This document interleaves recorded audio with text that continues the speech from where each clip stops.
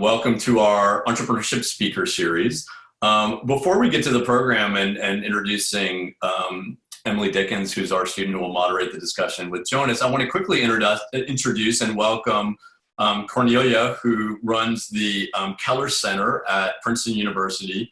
Our speaker today, Jonas, is a graduate of Princeton, and Cornelia and the Keller Center were nice enough to be our co-sponsors today. So Cornelia, I was hoping you could say hi, maybe talk for a few seconds about the Keller Center before we get into the program.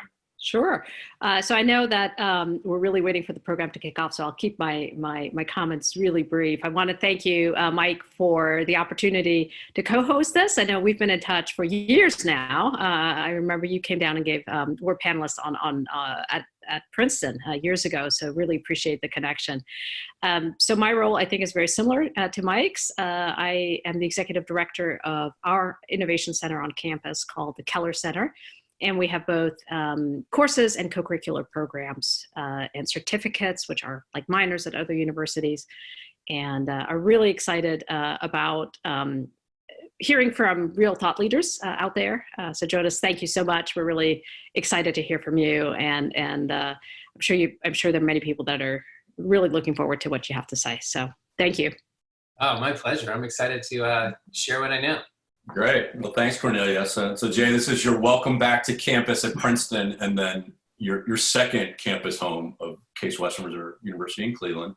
Let me introduce Emily Dickens, who is a great student. She's currently in our Master's in Engineering Management program, is also a graduate of our undergrad as a chemical engineer, and she is going to moderate the program. For those that are in our Zoom session or are watching on Facebook Live, if you want to ask a question for Jonas, you can put it on Zoom right in our sort of chat, or you can put it on Facebook, and we'll make sure we get it in here, and we'll have an hour together. So let me turn it over to Emily. Yeah, hi, I'm Emily, and I want to thank you all for tuning in and thank Jonas for being here as well. So like Michael said, if you have any questions, we encourage you to put them in the chat, and I'll make sure to ask them. So I guess to start off, Jonas, why don't you give us like a little bit of background and your career path that has led you here? Well, as Michael mentioned, I graduated from Princeton in the early 90s and went to go work for Harvey Weinstein at Miramax. He was my first boss. He's a great guy. Don't listen to the press. And so I worked at Miramax for a few years and learned enough about the sort of ins and outs of how the business worked that I realized that the fastest way to do what I really wanted to do, which was direct, was to write. So after having worked at Miramax a little bit, I wrote a screenplay that led to a movie getting made. That movie got into Sundance. That got me an agent. They asked me if I had written anything else. I had written another little screenplay. That movie got made and got into Venice, and that kind of got me going. And then eventually I started working in TV. And as I worked more in TV and less in independent film, the sort of age of peak TV has kind of swelled up around the time that I've been working in it. And now it's a lot easier to get more work done in television, honestly, than in film, because they just make a lot more of it. Gotcha. Yeah. So you have a new show on Netflix that dropped today for those that haven't known. You guys are all up at 3 a.m., right? Watching it out. Yeah. So do you want to talk about, you mentioned a couple of places in your journey, working in independent film and network TV as well as Netflix. Do you want to talk about how those environments are different from one another and your work there, how they differed? Sure. Well, in the early 90s when I first started working, that was the heyday of Sundance. And so indie film was a great way to break in, and lots of great movies got discovered at Sundance and then, went on to more mainstream success. And it was a great way to sort of break in and get discovered. I think that's harder now. I think that the path through independent film is trickier because it's harder for those films to become successful. And with so much television going on, it seems like that's an easier path now than, like, I think if I was a graduate now, I would try to start working in streaming television rather than, 25 years ago, independent film was an easier path. Yeah, gotcha. So more specifically on like the Netflix versus network side, how has production changed for you, or promoting your TV series? Yeah, it's interesting. Like, working with Netflix, they've had, when they started and they went to all these companies and asked them for their content so that they could put it online, most of the companies signed off on that because it was a new income stream, and they sort of felt like they were getting money for something they couldn't exploit themselves. And then as Netflix has grown in stature, all those companies have pulled their content back and starting their own streaming services, Apple TV and Amazon. And so they've all started so Netflix suddenly has this content problem. They had all this content that they had licensed from other places that they've now lost. So they needed to make a lot more new content in order to satisfy their customers. And in doing that, what was interesting with Netflix is they just didn't have the layers of bureaucracy that traditional networks had. You had a lot more autonomy and creative freedom, frankly, just because I think they had a volume problem, that they just couldn't monitor everything as closely as, say, network. Plus, they also have unlimited shelf space. A network may only have Thursday night at 8 available, so there's lots of focus on that time slot. Netflix has an unlimited number of opportunities, so it's easier, I think, to break through there. Gotcha. So as your career has developed, what are some things that you've looked for in previous projects and you look for now as you're developing new projects? I'd love to say that I was wiser about that, but I'm not sure that I am. It always sort of comes from the same place. I think you have to be, it's so hard and the odds are so against you that you have to have a certain level of passion for what you're doing and be drawn to it. Otherwise, the road is just too long and hard. So from that standpoint, it hasn't really changed that much. It's just, I tend to just do things that I think I would like, basically. Gotcha. Yeah, that makes sense. And so do you have anyone like through your career that you've really looked up to that has acted as a mentor to you through all of it? I do. I had the second movie I made was a little movie called Deceiver. Mike Goldberg helped me out on that one.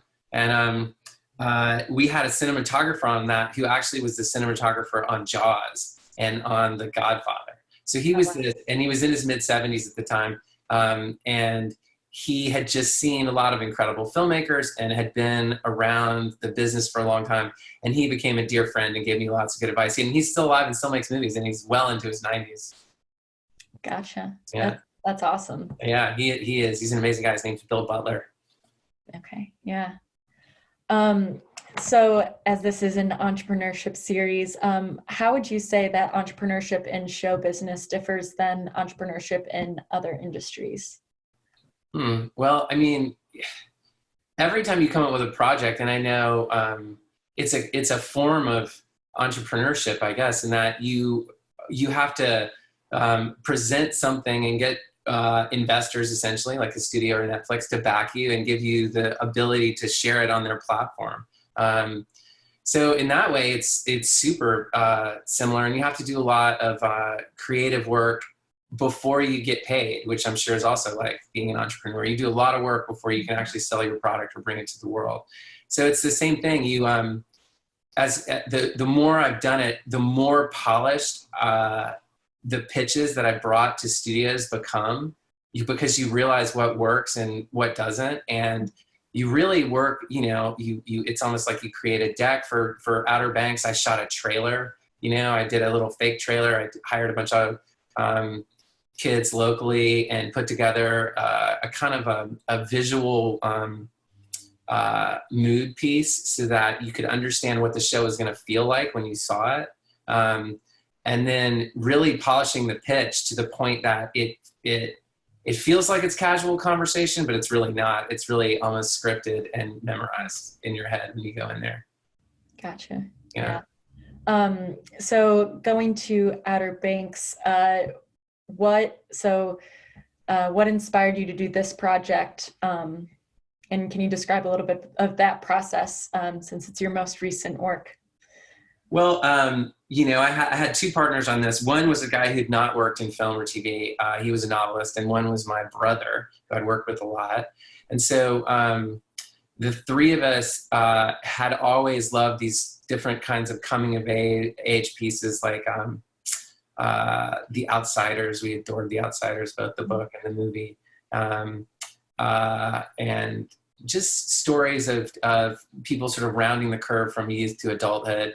And then we knew the environment of the coast of Carolinas really well because we had grown up and spent a lot of time there. So we felt like we had some authority to speak to what that was like.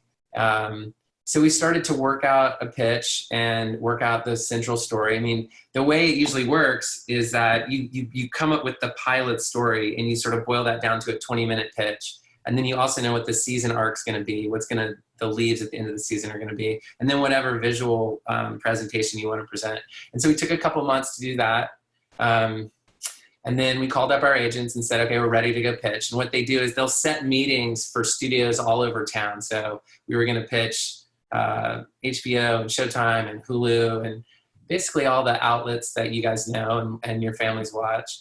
And in the course of about 2 days, you run around all over Los Angeles peddling this idea. And the hope is to try to get more than one place to bid on it. So we were lucky. We had 2 places that wanted to make it. We went with Netflix because we felt like there was more opportunity there. And then the next step is, and this is different than the way some traditional broadcast networks do it, is Netflix just asks you to write the pilot script. So you write the first story, it's like a 60-page document. And if they like it, they'll greenlight the season, which is kind of great because you can go straight into it. Like if you sell a show to NBC, you have to make the pilot first. So you write the first script, then you make the pilot, then they decide. So this sort of eliminates that interim step, which, the fewer steps to being on air, the better. So that was basically the process. All right. So it looks like we have a question from Amy Young. Amy, would you like to ask your question live? Oh, sure, I can. Hello, Hi. everyone. Wonderful to meet you. Yeah, nice to meet you. Very cool. Jumping into this question. So I've read previously that if you sign on to do work with a streaming service, that your production schedule gets really condensed, more condensed than it might be if you're doing independent work. I was wondering if this is true, number one. Have you been asked to amend anything that you've written to fit a production schedule? And then are there any tips or tricks or guidelines to sort of deciding what you're willing to go to bat for and what you can be more flexible on? I mean, that's a great question. And the short version is that especially in an episodic show like Outer Banks, they'll give you basically an overall budget per episode. Now, some places will micromanage you so that each episode has to hit that number. But other places will say, here's the overall number. In our case, it was $55 million. They were like, you're going to do 10 episodes for $55 million. They let us move the money around. So if one episode costs more, that's fine, as long as the next episode costs less. What I've found is it's to your great advantage to be on budget, because there's certain intangibles that will affect whether or not you're going to get a second season. One of it is going to be what the fan base is like, the critical response. Are you on budget? Are you a problem? Like, I can tell you lots of horror stories at Netflix of other shows that went wildly over budget, fighting for things that they believed in. But what happened is their orders were shortened. So instead of doing 10 episodes, they did 9. So, the best thing to do is to understand, and, $55 million is a lot of money. That's like, you can make it for $55 million. So I've found your best bet is to figure out how much money they're going to give you and try to stay inside the lines. Gotcha. Okay. Stacy, would you like to ask your question next? Am I unmuted? No, you're talking. Okay. Yeah, Can y'all hear me? So I was just curious, Jay, you said you worked with your brother on this. Did you all share all the duties equally, or did one of you focus more on business versus the creative side? How did that go? Because in a lot of just typical business partnerships, working together, having two like co-CEOs can be a very difficult challenge? Well, that's a good question, Stace. Like, we did have different areas, different little fiefdoms. Basically, I handled everything on set, sort of physical production. So I would manage the other directors and help make those production decisions to help us stay on budget and basically shoot the show. So I would hire the crew. We had about a 70-person crew, pick the DP, the production designer, all that stuff. And Josh and Shannon basically were responsible for the scripts. And so they would write the scripts, I would get the script shot, and then all of us would sort of edit it together. That was the rough version. Every now and then I'd have to help on scripts, or they would have to help out on set, but in general, that's kind of how we did it. It's really labor intensive. You know, when you're in production, it's 18 hours a day. I mean, if anything gets shot, it kind of blots out everything else. So that's why I miss roommate reunions sometimes if we're in production. So it helps to have partners because there's almost more work than a single person can do. Bill Watterson, would you like to ask your question next? Yeah, I was just wondering, for all the proof of concept materials, the teaser trailers, the decks, for not necessarily just for this project, but for other projects. Yeah. Do you look to partner with a production company first, or maybe use their resources or their finances to create these materials, or do you go out of pocket and then go directly to the buyer, to the network? Or is it different from project to project? I think it's sort of different from project to project. I think in my experience, I've found having an idea attached to a big producer beforehand tends to slow things down. Like that, for me, I've done it that way, but it hasn't, the ultimate success rate is not greater, but the work, the interim steps go up. So for me, I prefer to not bring those on. And more notes. Yeah, it's just more notes. It's just more meetings. And then it gets sort of watered down. And you know, this goes into the business of Hollywood a little bit, but often when you get put with producers like that, it's at the behest of your agency, which is really serving their relationship with that heavyweight producer. And it has less to do with the project itself and your particular career. So what I've realized is that you're sort of the pawn of the agency when you do that. So for me, I've decided to just sort of go it alone. And after years, especially, I live in North Carolina now, and I am tight with the local film community. So, you know, most of these folks are my friends. So we just shot a new trailer for another idea. And basically I just pulled together a bunch of buddies that I had, and, you know, we shot it over 3 days. And, you know, anything that came up, I just paid for out of pocket, but just did it myself. And then do you, if I may follow up, do you then, in terms of your working relationship with your agent, you give them the completed materials? Do you give them your target list, your wish list, or is that where do they take over from there, or is it very collaborative in terms of, I know I want to target these 4 or 5 places, any other names you want to bring to the table? Pretty collaborative. You know, they have their ear to the ground and they often know what's been sold. So let's say you have an idea about teens on the coast of North Carolina, and you go to pitch it and they go, well, guess what? Netflix just bought one of those, so we don't need to go there. So they can sort of help shape the list. But they, you know, there's only a limited number of buyers really. So you're pretty willing to go to all of them. Right. And they'll often give an introductory call to their contacts at those buyers that are out there. And not every place will be open to hearing your pitch. Like if they've just bought a young adult series that's too similar, like I'm saying, they'll say, no, I'll never be able to buy that, so don't even waste your time. So the list sort of winnows itself naturally. Thank you. All right. We have a question from Katie asking, do you have tips for getting distribution for documentaries? You know, I mean, just to speak about Netflix has been incredible for documentaries. They've been a huge buyer for documentaries. I mean, Tiger King is the most recent example of, I mean, when was the last time a documentary had that kind of cultural effect? So, I mean, I think the streaming services are great places to do it. And I think if you asked people to go to a theater to see Tiger King, they probably wouldn't do it. And it certainly would be too long. I mean, it was what, 7 episodes or something like that.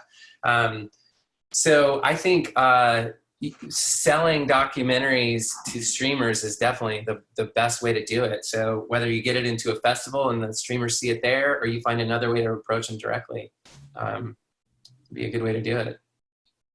And they seem to be buying, so. Yeah. Okay, another question from Amy. Are there particular plot elements, tropes, or archetypes that seem popular right now? Or any story types that people should avoid pitching right now? Do you remember maybe 15 years ago in Hollywood when 2 movies about a giant asteroid came out at the exact same time?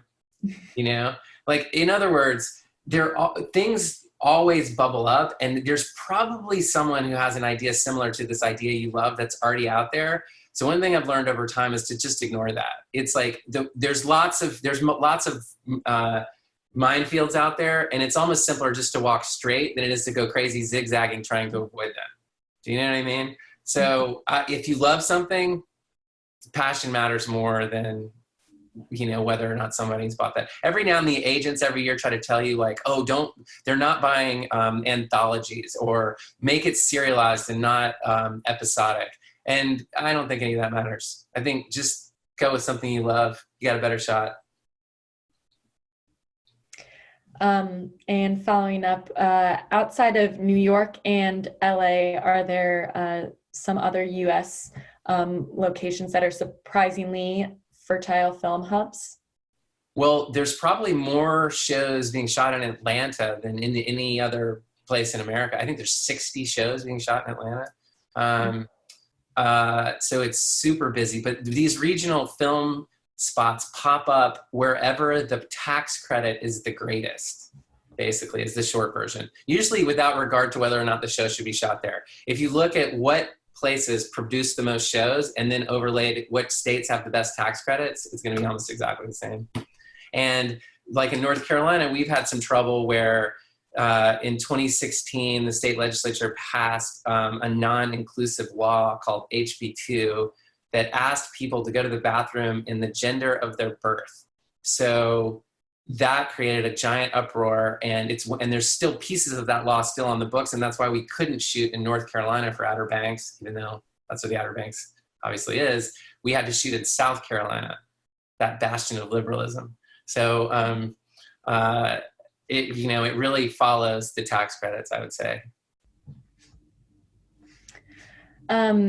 So do you have any advice for young filmmakers out there? Right.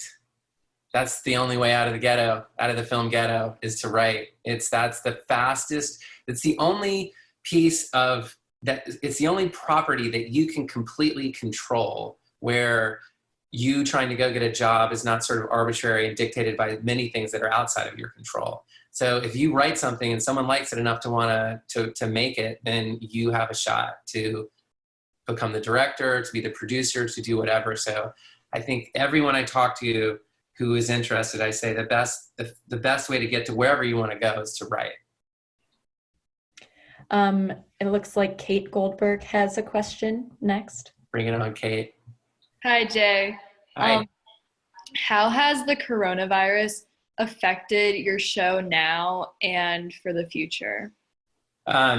Good question. I just had a call with Netflix about this yesterday. So obviously production, like a lot of things worldwide, has shut down, and Netflix is trying to figure out how they're going to come back up. What I think is going to happen is sets are going to be closed. There'll be completely closed sets in the future. I think we'll all be wearing gloves and masks. I think there'll be minders on set that try to enforce social distancing. I think there'll be hand washing. There'll be tiny little hand washing sinks set up on set that will ask people. If you've ever been on a film set, there's craft service, which is kind of this giant buffet that everyone can kind of graze while we're working. That will change and all become individually wrapped food items. Like all those little things will change. Those are the main things. But when we go back is right now they're saying we probably can't go back into sort of pre-production until July and probably can't shoot until August. So it's going to be a while. Yeah. Yeah. Michael, you had a Yes, follow-up? sure. I wanted to ask a follow-up. No, it's interesting. I remember when we were last together, when you were talking about this April date, and now everybody's at home. So obviously the benefit of dropping a show when the world is sheltering in place. Maybe talk about, hey, no one wished this upon anyone, but what does it mean to launch a show now when the world is at home? I think if you can't succeed now, you're in trouble. I think there's so many people, I'm sure you guys have read articles about streaming and how much it's gone up. I read something that Netflix is up like 30%. So and the way Netflix analyzes whether or not a show is popular is whether or not it's watched to completion. That's the number one thing. They want you to binge the whole thing.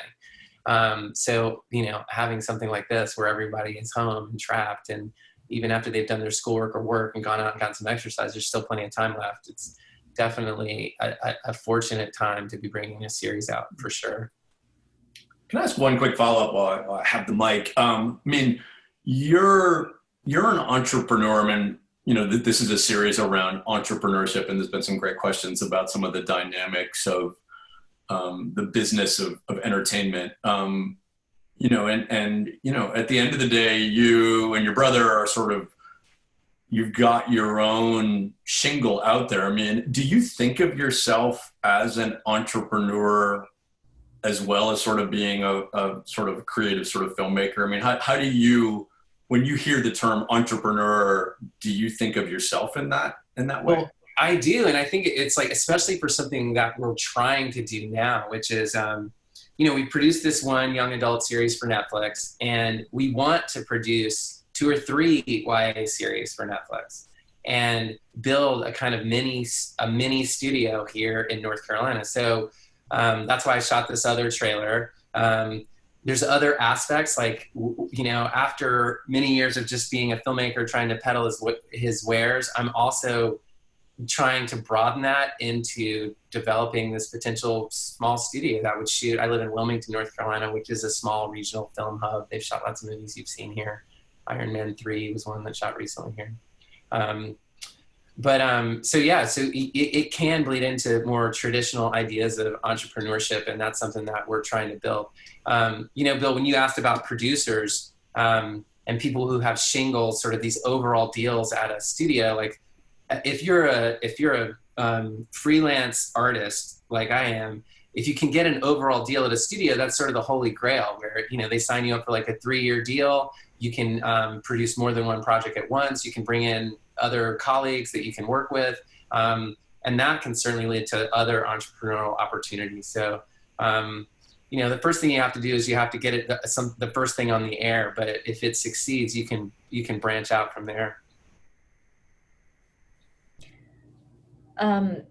Adrian, would you like to ask your question live? Sure. Sorry, I don't have video right now. I hopped on late, so I'm not sure if anyone already asked about this, but I was curious if you had any advice on pivoting careers into entertainment, or any way to build skills that can be leveraged later into the entertainment industry. Sure. I think, do you know what career you would like in entertainment? I think that's the first thing to sort of isolate. Or do you just mean it in generally? Generally, but if any specifics more in the acting side of things. Oh, as far as acting is. I think, it goes back to that piece of advice that I was talking about earlier. Even if you want to be an actor, I think writing would be the best way to start, because you can create something for yourself to star in. And the ability to make things has gotten so much easier. When I first started, you actually needed film stock and these big cameras, and you had to develop it. And there was a certain cost associated with making anything. But now, you've got guys like Steven Soderbergh shooting movies off iPhones. Like, literally anyone can make a movie for almost nothing. And so if I were young and wanted to get into acting, I would write things for myself to act in. And as well as being willing to move, to Los Angeles, because the next piece of that, if you want to be an actor, is you have to become known to the casting directors. And the only way to do that is to go to a place where they cast a lot of people like LA and meet them in person. Gotcha. Thank you. Yeah, sure, of course.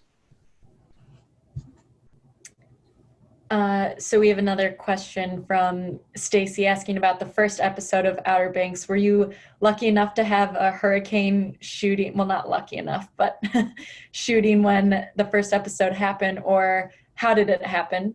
The fallen trees and overturned boats were very convincing. Oh, that was all manufactured. Either it was a physically fake tree that we made, like the main, you guys haven't seen it probably, but the main location for our young crew is this sort of shack out on the water, and there's a hurricane, and in the aftermath, a lot of the trees in the yard are knocked down. That was all just made by our art department. And then the things like the boats further in the deep background, that was all visual effects. Gotcha. Yeah. So the cast of of Outer Banks is fairly new actors that haven't been featured in a lot of previous works, it seemed like. How did you go about casting for the show? We have, we hired casting directors in New York and LA and Australia and North Carolina. And especially with things like Zoom, auditions now take place remotely, whereas before, it's easier to be discovered in a far-flung place than it used to be. So there's something called the breakdowns, where every role that's available to an actor comes out to actors' agents. And so they ask all their acting clients to put themselves on tape, and they put them up. And then your casting director, your main casting director, sort of vets these thousands of submissions and will winnow it down to sort of 20 contenders. Our casting directors were the women who cast Mad Men, so they had good taste, and they help narrow it down. And then you want to come and meet the actors that you're interested in person. You sort of have callbacks that goes through several rounds. And then once you sort of start to winnow things down, you will bring in one character that you think is going to play JJ and another character you think is going to play Sarah, and you do chemistry reads. We actually, the actor who plays JJ was initially cast for the lead, and a week before we started, we did a chemistry read with the female lead, and there was zero chemistry. Like, it was just as dead as it could be. And so we thought, maybe we need to rethink this. So we slid him over to the JJ role, and then we found our lead actor, this young guy named Chase Stokes, and he worked a lot better. Gotcha. But there's a kind of alchemy to all that. So can you explain what a chemistry read exactly entails, what it is? Well, you literally, you get scenes from your scripts, and you give it to the actors, you let them prepare, and then you'll just go in a more casual environment. Like, we literally did it in the apartment that I was renting in Charleston, and we filmed it. We had a camera there, and we just let the actors sort of work with one another. And you sort of don't overcoach it. You just sort of let it evolve and see how they respond to one another and see how they interact. Do they feel stilted? Does it feel naturalistic? Do they feel believable? Do they like each other? Is there actual chemistry underneath the scene? Is there any real chemistry happening? Because that helps. And you just kind of have to go with your gut about whether or not they can bring life to a certain role, Gotcha. Yeah. So I don't know if you have an answer for this question, but as you were talking about earlier, there are a lot of new streaming services coming around. And so how would you say Netflix is staying competitive against other giants such as Apple and Disney? I think they've just got more content, and they had a big lead. I wonder about things like Peacock, which is about to come online, which is NBC's, the broadcast network, NBC's version of a streaming series. Part of me wonders who's going to sign up for that, and I think, maybe, it's just, I'm not sure. I know that people love The Office and they'll watch reruns of that, but it'll be interesting to see. I think the people with the big pockets will be the biggest competition. So that'll be Amazon and Apple. Gotcha. Over time, yeah. Ella, would you like to ask your question live? Yeah, sure. Let's see. So Outer Banks seems like came out all at once. My question is, did you shoot still episode by episode, or did you shoot the whole, like get all the scripts together at once and then shoot the whole thing at once, or by location? And do you have a preference in that regard also? I mean, it's always more efficient if you have all the scripts completed before you start shooting, but that's sometimes hard to do. I think we had 7 of them finished before we started. We needed warm weather, so we had the winter before we started shooting last summer to write, because we were just waiting for it to get warm. But most shows usually go in with about 4 scripts written. It varies, but that's sort of the average. So while you're shooting, they're still writing. The more scripts you have, the more efficient the production can be. But sometimes you have to shoot out a sequence. Like we're already writing season 2, and there's a section that's going to take place in the Caribbean. So even though that part that takes place in the Caribbean is going to be in the first few episodes of the second season, we're going to shoot that at the end of the second season. So you often have to juggle things just to make it make sense for your production. But the more scripts you have finished, the better produced it's going to be. That's for sure. Thank you. We have another question from Adrian. What are your thoughts on Quibi and how the way that content is consumed may be changing? How does that shift your work? You know, I think my gut feeling on Quibi is it's not going to work.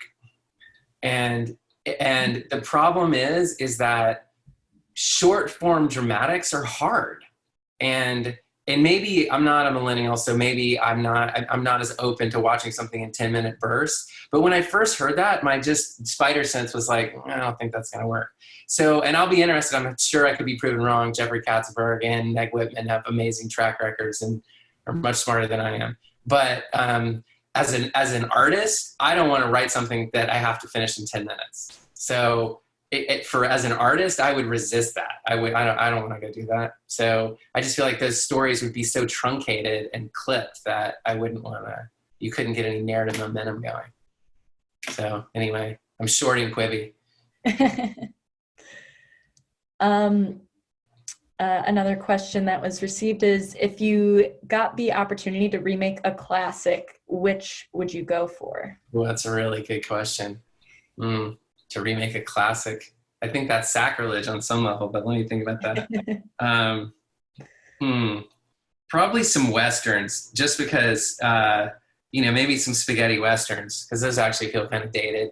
But because, part of the great thing about the filmmaking industry is that you get to go do interesting things and different things every day.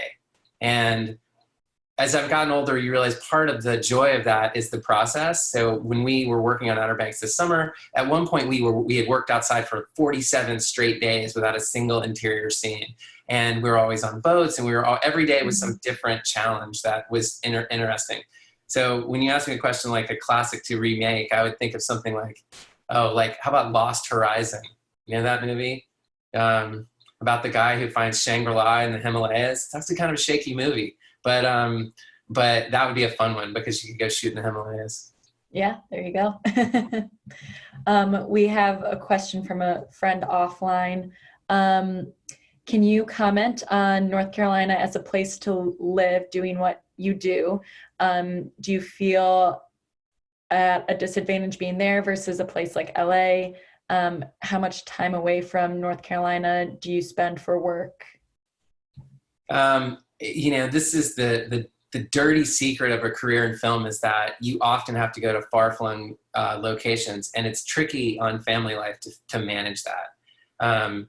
It's definitely, I think when you're early in your career, it helps to go to Los Angeles to make connections, but at a certain point, I don't think you have to stay there. In North Carolina, there is a serious film community. There's 2 TV shows that shoot in the small town that I live in. and I think if you have a small community around you, that can help you make trailers and, make promotional materials that you can help sell it. But you're definitely going to have to spend part of your life in LA no matter what, if only to go, like even when we posted Outer Banks, I would have to go to LA to do all the mixes and to do all the final edits. There's just part of it that there's no way to not be in Los Angeles. So it's definitely a little bit of a life on the road. Like I probably spent 3 years shooting in Vancouver if I added it all together, which is another popular shooting location because they have great tax credits and there's a currency situation that the studios exploit. So, but that can be an upside too. So, because you get to go and travel to interesting places, but it's tricky. I would say if you're not going to be in LA, go to a place where there is some kind of film community. Mm-hmm. Yeah. A question from Todd was, what has the incredible influx of available funding for content done to the competitive dynamics for content creators like yourself? Well, it's unbelievably competitive. When you walk into the Netflix lobby, for example, you'll walk in and there'll be 40 groups of people waiting to pitch, and you'll look across the room and it'll be famous actors that you recognize and producers that you've heard of or directors that you've heard of. So there is more content, but there's more people competing. So I don't know if it's easier, and it's more global. So you're competing against folks from all over. So there's upside that there's more jobs. The downside is there's more people trying to get those jobs. Gotcha. So I think that's the way it's always been. It's hard. Mm-hmm. You have to have a thick skin. And if you get thrown off by a rejection, it's going to be a long road. You have to be able to just take a no and keep on trucking. We have another question from Amy. How do you vet a producer? Amy, are you asking that as far as the line producer goes? Because producer's a pretty amorphous term. It can mean a lot of different things. If you're speaking about the line producer, which basically that's the kind of field general on a production who helps allocate all the money and makes all the trains run on time. And for me, that's an incredibly important relationship. And when I interview those folks, I feel like I have to have a level of trust so that when they tell me we're at a certain place in our budget, there can be no buffer. I just want the absolute truth. Tell me exactly where we are as best as you know. Don't fudge it, don't spin it, and I'll help you manage the budget. So having a level of trust is incredibly important. The other thing, I think, if it's a producer, like an executive producer, like a J.J. Abrams, I did a series with Alfonso Cuarón and J.J., and they were both producers on the series. And they can help you with your interactions with the studio by bringing their clout to it. They also can help you with creative advice. But I think if you're working with someone in that role, you also have to be able to advocate for what you believe in creatively, and they have to stand down.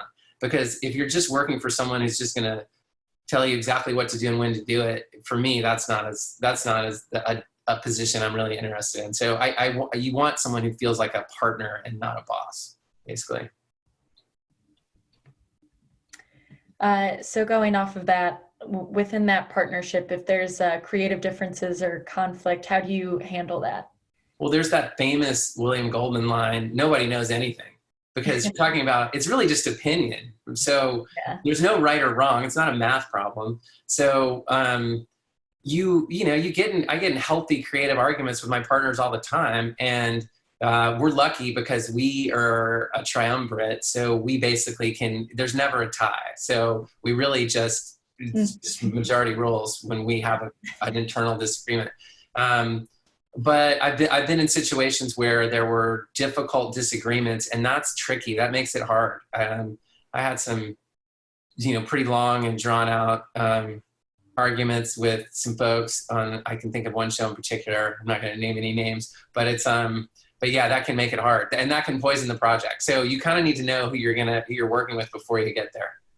I'm sure that's true in any business. I'm sure it's starting any business that's like that. Mm-hmm. I realize there's another question I missed. Are there any up and coming filmmakers to watch?